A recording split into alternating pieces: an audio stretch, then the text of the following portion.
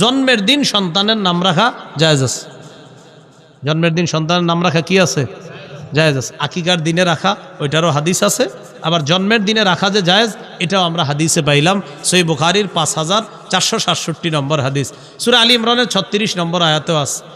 ঈসা নবীর আম্মা মারিয়াম যেদিন জন্ম নিস, ঈসা নবীর নানি তার নাম রাখছে ইন্নী সাম্মাইতুহা মারিয়াম, আমি আমার কন্যার নাম রাখছি মারিয়াম।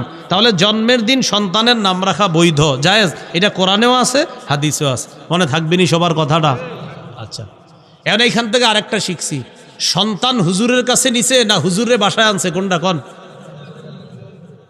কারে নিছে? হুজুরের কাছে নিছে। তো আপনারা যদি কন ইমাম সাহেব রেগে হুজুর আসেন, হুজুর যে বলে আমার একটু কাজ আছে, তো ঠিক আছে তাহলে চাকরি ছেড়ে চলে যান। কি কথা বুঝে আসছিনি? তাহলে হুজুরে আনবেন না নিয়ে যাবেন?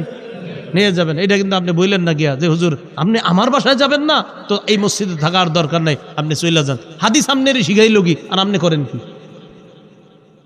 আপনি সন্তান নিয়ে যাবেন, হুজুরে আনবেন না। এ হলো আপনার 2 নম্বর কথা।